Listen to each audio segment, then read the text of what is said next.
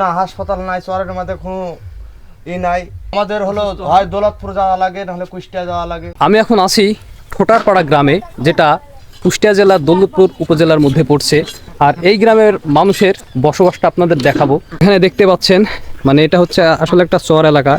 এখানে আসলে আপনি মহিষের পাল, গরুর পাল এগুলো দেখতে পাবেন। আর দেখেন মহিষগুলো কিন্তু বেশ চমৎকার করে ঘাস খাচ্ছে। আর নান্দাটা দেখেন ভাই, কি বিশাল একটা বড় একটা নান্দা দেওয়া হয়েছে মাঝখানে, এবং এই নান্দাতে কিন্তু ঘাস খাচ্ছে। আর এই যে এখানে হচ্ছে যে দুইটা বাছুর, আর এই যে আর একটা বাছুর, আর এই যে এটা হচ্ছে যে খড়কুটো আর কি দেওয়ার জায়গা।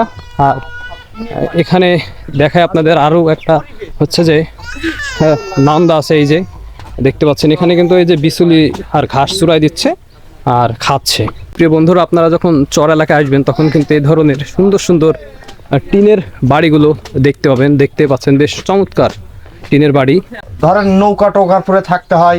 আচ্ছা আচ্ছা, আপনাদের কি হাসপাতাল আছে আশেপাশে? না হাসপাতাল নাই, চরের মধ্যে কোনো নাই।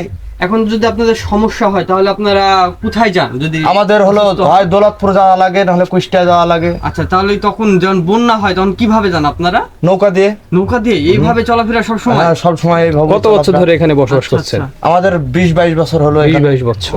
আচ্ছা, আপনাদের এই যে এখানে দেখলাম একটা মুন্সিগঞ্জে খেয়াঘাট, তো এটা হচ্ছে যে 6 মাস পানি থাকে আর 6 মাস পানি থাকে না। তো তখন আপনারা কিভাবে চলাচল করেন যখন পানি হয়ে যায়? নৌকা দিয়ে। নৌকা দিয়ে যাতায়াত করেন। আর এই যে মহিষ দেখলাম যে এগুলোর খাবার দাবার কোথায় থেকে সংগ্রহ করেন? খাবার দাবার হলো খেতে ভুঁয়ে বোনা থাকে, ঘাস কিনা। কি ধরনের খাবার খায় ওরা? ও খাবারের হিসাব নাই, বহুত খাবার খায়। চড়াইতে নিয়ে যান? না চড়াই না, আমরা বাড়িতে বান্ধাই খাই। তো প্রিয় বন্ধুরা, এই যে দেখতে পাচ্ছেন এটা হচ্ছে যে ঘাস চড়ানো মেশিন, আর এখানে চড়ানো হয়েছে।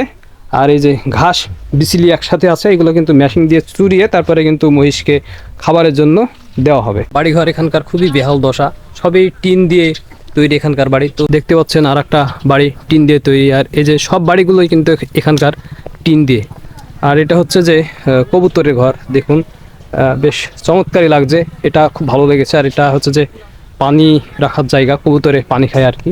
চর এলাকার মানুষজন কিন্তু অনেক কিছু থেকে বঞ্চিত। চিকিৎসা, শিক্ষা, তারপরে বিদ্যুৎ বা উন্নত ভালো মানের খাবার, সব কিছু থেকে এরা হচ্ছে বঞ্চিত। কারণ এদের যে বাড়িঘরগুলো দেখতে পাচ্ছেন পিছনে, যে এই জায়গা থেকে যদি একটা স্কুলে যেতে হয়, এখানে নেই কোনো স্কুল, নেই কোনো চিকিৎসার জন্য স্বাস্থ্যসেবা বা ক্লিনিক, আবার এখানে নেই কোনো বাজারঘাট। এখান থেকে যদি আপনাকে কোনো রুগী হয়, এখানে যদি কোনো ব্যক্তি অসুস্থ হয়, তাহলে চলে যেতে হবে আপনাকে সেই দৌলতপুর বা কুষ্টিয়া। এবং এখানকার চলাচলের রাস্তাগুলো কিন্তু একেবারেই নিম্নমানের, সেই 90 দশকের মাটির রাস্তা। এখানে চলে না কোনো গাড়ি, চলে না কোনো পাখি ভ্যান, এখানে শুধুমাত্র চলে হচ্ছে গরুর গাড়ি।